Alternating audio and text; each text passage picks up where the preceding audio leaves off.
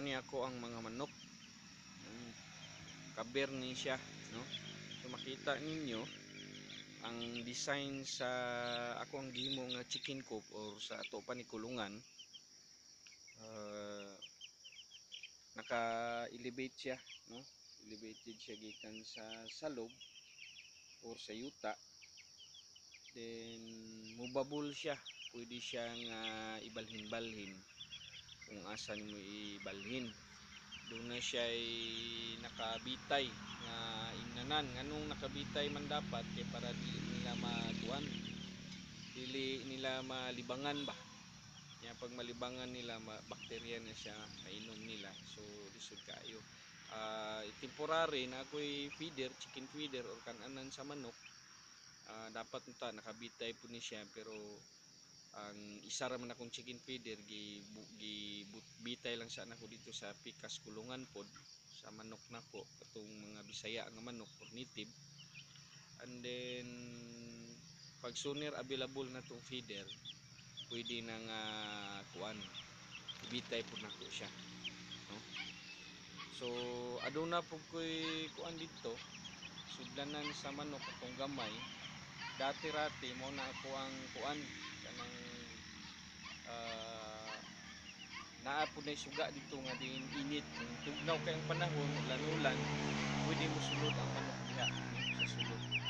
So mag-provide sa ila og kainit ang suga. So at least ang manok manggod kinahanglan gini siya og suga. Kay ingangano mamatay sila labi na yung aning mga idara kay kinahanglan sila giinit. So speaking of init, kaning init nag-provide sa ilaw kainit ning ginabutang nako nga sagbot.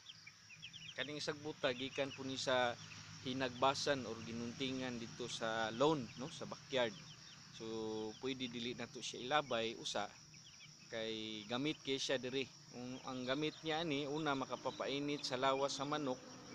So wa man sila inahan nga pwede nila suksukan para mainit sila. So isa sa ginagamit nato is kaning kuan mga sagbot, no, ginunting sinilhig. So pwede nato ibutang diri. Yang purpose pud ani maggunit ni silang mga tae, ilang mga iti, kumbaga iti sa mga manok nya.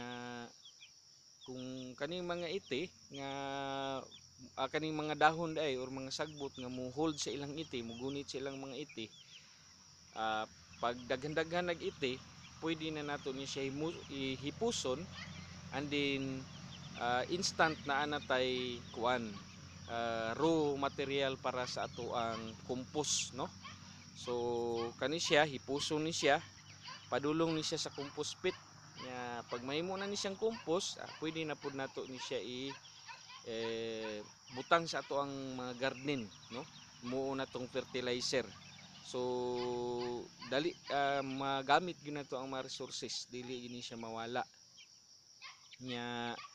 Kumbaga dili masayang, I mean nya. Pag hipos na to sa mga dahon-dahon nga padulong na sa compost pit, kambyuhan na po ni siya dahon para aduna na po'y kapilitan, no, kasagulan ang ilang mga iti nya, dili kay baho, no, nya dili po kay ilangawon kay aduna man tay reinforcement nga kuan kanang net nga dili makasulod ang langaw. So kanang langaw isa po na sa magkusog bakterya dili lang sa mga manok kundi pati pud sa mga tao, no. So gina-prevent na to ang langaw niya. Dili po kay siya langawon kay makita ninyo wa siya langaw kay adu mo na may nagahold nga kuan, nagahold og baho sa ilahang kuan sama aning mga klase-klase nga mga dahon-dahon, no, nga sagbot din siya actually. Kani gikan ni sa ginuntingan namo sa nagbasan sa among sagbot, wa namo ginalabay, wa namo ginasunog, kundi ginahimo namong compost or primarily pang kuan sa mga manok. Kita ninyo kilig kay sila mo lingkod or mo higda-higda kay init man siya, no. So kung gusto ninyo nga magkaroon og ingon ani nga kuan kanang kulungan, so simple lang kaayo, kontak lang ko ninyo, pag subscribe mo sa kuha, and then makita na ninyo nga pwede ta mo tudloan na pwede mo ani unsaon na to paghimo ug asa na to makuha ang materials kani sa kantidad nga 2,000 aduna natay manok ano na natay chicken coop or kulungan sa manok diin mahimo na to siyang kuan kanang gamit kaayo nya kani siya tungod kay lightweight ni siya kanang gaan lang kaayo pwede nimo siya ma dala-dala bisag asa no so pre-maintenance siya dili kay ginahinluan and then kuan siya dali siya i-assemble no gamit lang tag kinang ginatawag na to og cable tie ang plastic nga tie no so kani screen so i-assemble lang ni siya and then dugay pud siya madaot dili siya agay ayon so i-maintain lang nato siya pintura if ever na anay maggawas-gawas nga taya sama niini no so ana lang so kung gusto mo i-check lang ninyo ang akong YouTube mag-subscribe mo sa Johnny Amaba nga YouTube kita ninyo aduna ko yung mga video diha bahin sa unsaon nato pag-utilize atong resources no organic farming ug kanang dili kaayo sayang no dili sayang ato ang mga resources aduna na sa palibot so kani pag magdako na ni siya hindi nakadaog pud ning kulungan nato so pwede na pud nato siya ibalhin sa ato ang dako-dako nga chicken coop katong mobable nga pre-maintenance gihapon no so pag mangitlog na ni siya didto na gyud nato sila ibutang sa atong dako-dako gyud nga kulungan nga diin pwede na sila makaitlog pwede pud nato kolektahon so i-check lang ninyo next time ang ako ang video ha so daghang salamat o maayong buntag sa inyong tanan.